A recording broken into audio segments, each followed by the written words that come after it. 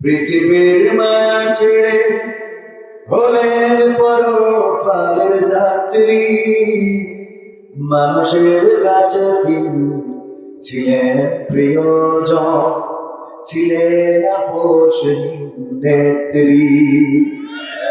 পৃথিবীর মায়া ছেড়ে হলেন পরপারের যাত্রী। মানুষের কাছে তিনি ছিলেন প্রিয়জন, ছিলেন আপোষ নেত্রী। মানুষের কল্যাণে করেছেন রাজনীতি, উজাড় করে প্রাণ। চিন্তা চেতনাই ছিল দেশ আর জনগণ, জনমানুষের কল্যাণ। মানুষের কল্যাণে করেছেন রাজনীতি, উজাড় করে প্রাণ। চিন্তা চেতনাই ছিল দেশ আর জনগণ, জনমানুষের কল্যাণ। গরিব দুঃখীর তরে মানুষের ঘরে ঘরে, গরিব দুঃখীর তরে মানুষের ঘরে ঘরে তিনি ছিলেন এক ধাত্রী। পৃথিবীর মায়া ছেড়ে হলেন পরপারের যাত্রী। মানুষের কাছে তিনি ছিলেন প্রিয়জন, ছিলেন আপোষ নেত্রী। আলেমের প্রতি তার ছিল ভালোবাসা, করত অনেক বেশি সম্মান। আল্লাহর প্রতি পূর্ণ আস্থা রেখে চলেছে শরিয়ার সন্তান। আলেমের প্রতি তার ছিল ভালোবাসা, করত অনেক বেশি সম্মান। আল্লাহর প্রতি পূর্ণ আস্থা রেখে চলেছে শরিয়ার সন্তান। গরিব দুঃখীর তরে মানুষের ঘরে ঘরে, গরিব দুঃখীর তরে মানুষের ঘরে ঘরে তিনি ছিলেন এক ধাত্রী। পৃথিবীর মায়া ছেড়ে হলেন পারের যাত্রী।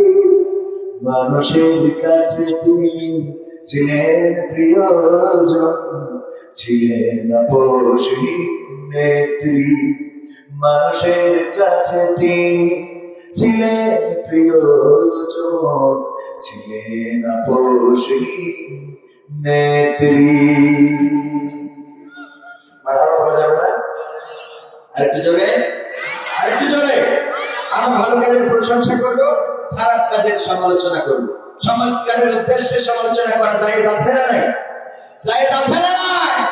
সংস্কারের উদ্দেশ্যে সমালোচনা, আমার নিয়ম সমালোচনা করতে পারবেন সংস্কারের নিয়মে, গড়ে তোলার নিয়মে, যে আপনার এই সমস্যা, এই সমস্যা, এই সমস্যা।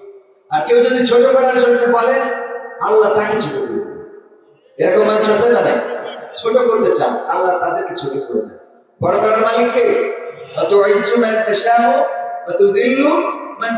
চিন্তা করছিলাম যে আলহামদুলিল্লাহ, আলহামদুলিল্লাহ, যে মানুষটাকে বাড়ি ছাড়া করা হয়েছিল, এক কাপড়ে বাড়ি থেকে বের হয়ে আসতে হয়েছিল, স্বামীর বাড়ি স্মৃতি বিজড়িত বাড়ি ছাড়তে হয়েছিল, যেই মানুষটা কেঁদেছেন, চোখের পানিতে বুক ভাসিয়েছেন, আর যে এই কাজটা করেছিল, আল্লাহ রাব্বুল আলামিন শুধু বাড়ি ছাড়া করেন নাই, ঘর ছাড়া করেন নাই, বঙ্গভবন, সংসদ ভবন, এমনকি গণভবন শুধু নয়, এই বাংলাদেশ ছেড়ে দাদার দেশে বাড়ি জমাতে হয়েছে।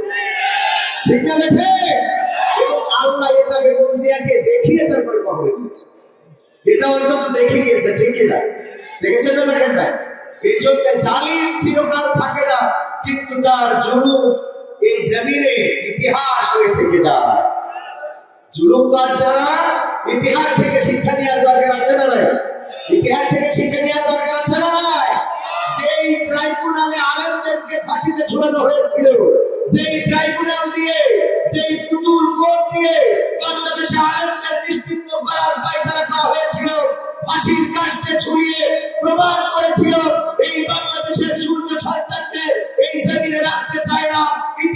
প্রমাণ করে দিয়েছে।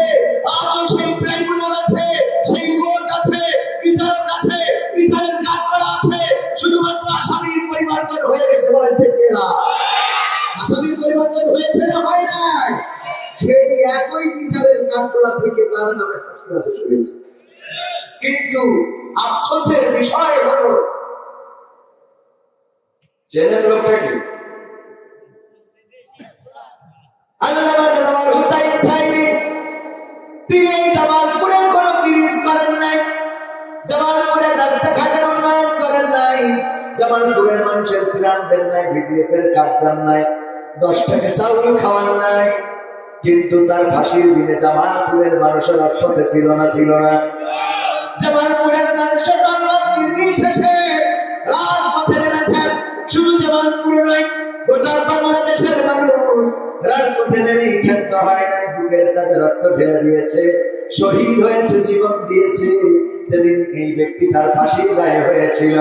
আর যিনি জাতির কন্যা, এই দেশ যার বাবার দেশ, তার নামেও সেই একই আদালত থেকে ফাঁসির আদেশ হলো। কিন্তু জামালপুরের রাস্তায় কি কোন লোককে পাওয়া গিয়েছিল? পাওয়া গিয়েছিল? কারণটা কি? কারণ হলো একজন কোরআনের পক্ষের লোক ছিল, আর একজন কোরআনের বিপক্ষে ছিল। এটাই কোরআনের মুজিজা, এটাই যুগে যুগে মানুষ দেখতে পাবেন। কোরআনের পক্ষে থাকলে ইজ্জত বাড়িয়ে দেন কে?